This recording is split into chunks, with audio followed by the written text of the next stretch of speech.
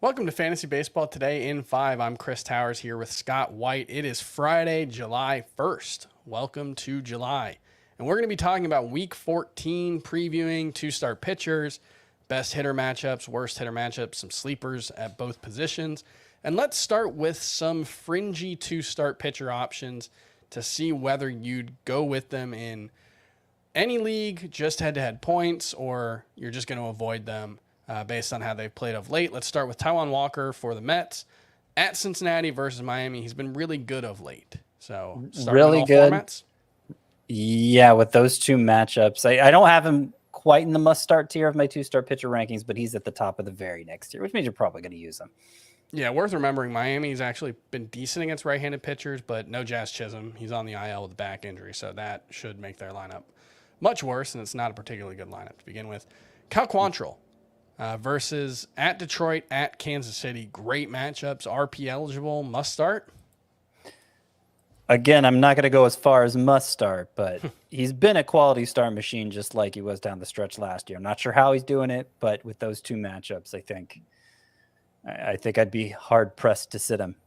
All right, let's go with three guys who've really been struggling lately, who all have two starts next week. Eric Lauer versus Chicago Cubs versus the Pirates. Tarek Skubal versus Cleveland versus Chicago White Sox. And Ian Anderson versus St. Louis versus Washington. Why don't you rank them for me and tell me, if you'd start any of them in all formats? Yeah, so these are definitely more worrisome. None of them have been good recently. I would rank them Eric Lauer, Tarek Skubal, and Ian Anderson just for this week. Mm-hmm. My favorite overall is still Skubal. Eric Lauer and Skubal, both their matchups are so good that even with their recent struggles, I think it's going to be hard to sit them in any format. I think the volume and then the potential for two good starts is just too great. Ian Anderson, he's coming off a dreadful start against the Phillies, and the ERA is over 5 now, the WHIP over 1.5. But he's droppable. I mean, he's 90%. Yeah. Oh, I mean, for sure. Yes, he is not must roster anymore, and he's not must start with these two matchups. But I think at a points league, I could see doing it. All right. Would you rather start Ian Anderson or any of these two start streamers? Ranger Suarez versus Washington at St. Louis. Hunter Green versus the Mets versus Tampa Bay. Alex Wood at Arizona at San Diego. Zach Greinke at Houston versus Cleveland. Kyle Hendricks at Milwaukee at Los Angeles Dodgers. Ian Anderson or any of those guys?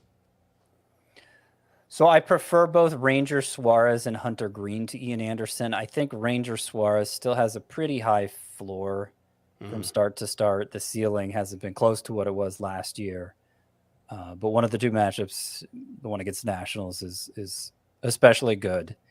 And so, if you're looking for an extra start, I think he's a fine choice. Hunter Green, that's a lot more risk reward. Yes.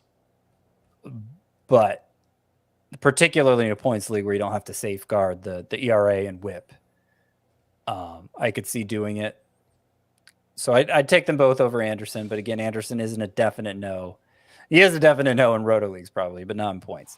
And I'm going to go with a couple of fortune favors the Brave choices here. I know you don't quite like them as much as I do, and I'm not saying I like them a lot, but German Marquez at the Dodgers, at Arizona, 2 road starts, and Yusei Kikuchi at Oakland, at Seattle. I like at least one of the matchups for both of them. I think both could be good this week.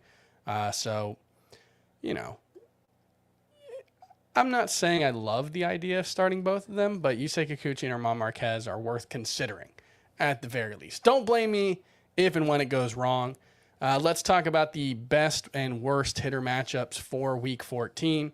Best ones, White Sox, Braves, Dodgers, Guardians, and Diamondbacks. And Week 14, the nice thing, every team's playing either 7 or 6 games. So you don't have any wacky 8-game weeks or 9-game weeks or 5-game weeks. So that's good. And then the worst hitter matchups, the Athletics, the Pirates, the Mariners, the Cubs, and the Padres. And let's go through the sleeper hitters, and you just let me know which one of these guys you want to talk about. I think Christian Walker, 78%, Michael Harris, 76%. Those are two guys who and especially in Harris's case, are just under rostered. I think Harris is someone who probably needs to be rostered in more leagues, and Walker, underlying stats are really, really good relative to even the pretty solid overall stats he's put together.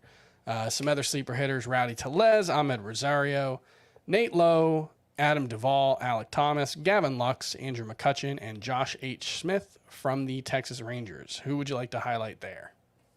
Well, Christian Walker, not only has he been productive apart from batting average, but against left-handers, yeah, he's hit for batting average. I hit about 280 against them, and having 4 on the schedule for the Diamondbacks in addition to good matchups is good for him.